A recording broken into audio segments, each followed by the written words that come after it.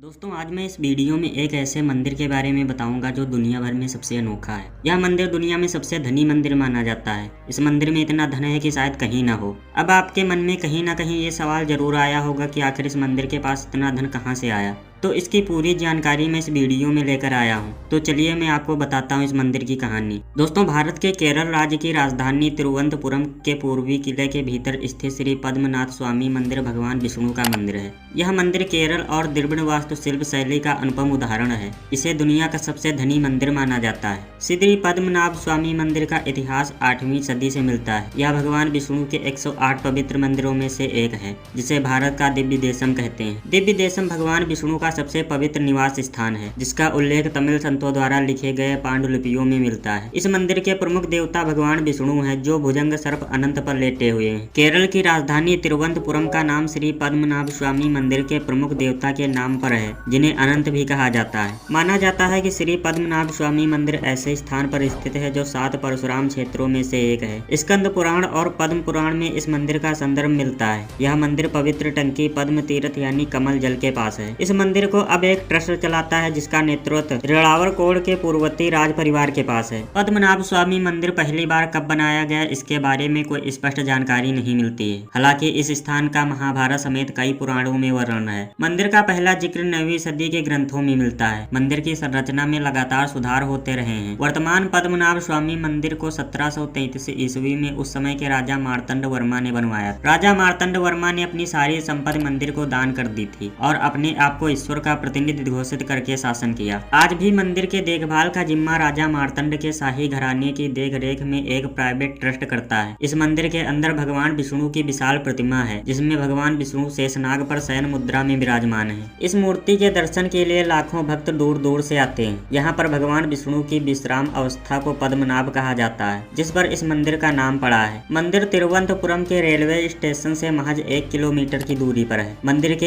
एक ओर समुद्री तट है और दूसरी ओर पश्चिमी घाट की खूबसूरत पहाड़ियां। पद्मनाभ स्वामी मंदिर में केवल हिंदू ही प्रवेश कर सकते हैं, वह चाहे किसी भी जाति का हो। साल 2011 में जब मंदिर के 6 से 5 तहखानों को खोला गया तो उनमें से सोने चांदी के रूप में करीब 2 लाख करोड़ रुपए की संपत्ति प्राप्त हुई। मंदिर के तहखाने में जो वस्तुएं प्राप्त हुई हैं, उसमें 3.5 फुट लंबे भगवान विष्णु की सोने की मूर्ति, जिस पर कई हीरे जवाहरात और कीमती पत्थर जड़े हुए हैं। वहीं शुद्ध सोने से बना सिंहासन, जो शायद भगवान विष्णु की 1.5 मीटर की मूर्ति को शयन अवस्था में रखने के लिए बनाया गया था। इस पर कई हीरे जवाहरात जड़े हुए हैं और उसी में 18 फुट लंबा एक सोने का हार है, जिसका वजन करीब 10.5 किलोग्राम है। और वहीं 36 किलोग्राम वजन एक सोने का पर्दा तथा 2200 साल पुराने सोने के सिक्के, जिनका कुल वजन 800 किलो तक है। और वहीं हजारों सोने चांदी के बर्तन, अंग्रेजों के जमाने के सोने के सिक्के, जिनका कुल वजन 20 किलो है। कई ऐसे कीमती बर्तन जिनमें हीरे जवाहरात और कीमती पत्थर भरे पड़े हैं और हजारों सोने चांदी के गहने मिले तहखाने में। पद्मनाभ स्वामी मंदिर के छठे तहखाने को अभी तक खोला नहीं गया है और सुप्रीम कोर्ट ने भी इसके खोलने पर पाबंदी लगाई हुई है। कहा जाता है कि इस तहखाने में बाकी तहखानों से भी ज्यादा दौलत है और इसकी गुफा समुद्र तट तक जाती है। आप जानकर हैरान होंगे कि छठे तहखाने में ना तो कोई कुंडी और ना ही कोई बोल्ट है। कहा जाता है कि इस गेट को 16वीं सदी का कोई सिद्ध पुरुष योगी तपस्वी ही गरुड़ मंत्र का शुद्ध उच्चारण करके खोल सकता है। छठे तहखाने के गेट पर सांपों की तस्वीर है, जो यह दर्शाती है कि वह तहखानों की रक्षा कर रहे हैं। कुछ लोग यह भी कहते हैं कि इसका अर्थ यह भी है कि इस तहखाने को खोलने से कुछ अशुभ घटित हो सकता है। श्री पद्मनाभ स्वामी मंदिर के प्रमुख देवता की प्रतिमा अपने निर्माण के लिए जानी जाती है, जिसमें 12,008 शालिग्राम हैं, जिन्हें नेपाल की नदी गंडकी के किनारे से लाया गया था। श्री पद्मनाभ स्वामी मंदिर का गर्भगृह एक चट्टान पर स्थित है और मुख्य प्रतिमा, जो लगभग 18 फीट लंबी है, उसको अलग अलग दरवाजों से देखा जा सकता है। पहले दरवाजे से सिर और सीना देखा जा सकता है, जबकि दूसरे दरवाजे से हाथ और तीसरे दरवाजे से पैर देखे जा सकते हैं। इस मंदिर का वास्तुशिल्प पत्थर और कांसे की गई नक्काशी के लिए प्रसिद्ध है। मंदिर के अंदरूनी हिस्सों में सुंदर चित्र और भित्ति चित्र उकेरे गए हैं। इनमें से कुछ चित्र भगवान विष्णु की लेटी हुई मुद्रा, नरसिंह स्वामी, भगवान गणपति और गजलक्ष्मी की छवियां हैं। इस मंदिर का ध्वज स्तंभ लगभग 80 फीट ऊंचा है, जिसमें स्वर्ण लेपित तांबे की चादरों से ढका गया है। इस मंदिर में कुछ रोचक ढांचे भी हैं, जो बाली, पिंडा मंडम और मुख मंडम के रूप में है। यहाँ बड़े हॉल हैं, जिन्हें विभिन्न हिंदू देवी देवताओं की सुंदर कलाकृतियों से सजाया गया है। इसमें एक और सजावट ढांचा है जो आपका ध्यान आकर्षित करेगा। वह नवग्रह मंडपा है जिसकी छत पर 9 ग्रह दिखाई देंगे। इसमें पूर्वी हिस्से से लेकर गर्भगृह तक एक बड़ा गलियारा है जिसमें 365 और 1/3 कला शिल्प वाले ग्रेनाइट वाले खंभे हैं जिनमें सुंदर नक्काशी की गई है। पूर्व की तरफ मुख्य प्रवेश द्वार के नीचे भूतल है जिसको नाटकशाला कहा जाता है, जहाँ मलयालम महीने मीनम और तुलम के दौरान आयोजित वार्षिक 10 दिवसीय त्योहारों में केरल के शास्त्रीय कला रूप कथकली प्रदर्शन किया जाता है। इस मंदिर में केवल हिंदू ही प्रवेश कर सकते हैं। इस मंदिर में पोशाक पहनने का सख्त नियम है जिसका पालन मंदिर में प्रवेश करते समय करना होता है। मंदिर में प्रवेश करते समय पुरुषों को मुंड या धोती और महिलाओं को साड़ी पहनना होता है। तो दोस्तों कमेंट में जरूर बताना आपको यह मंदिर कैसा लगा, और वीडियो पसंद आए तो वीडियो को लाइक, शेयर और चैनल को सब्सक्राइब करना ना भूलना।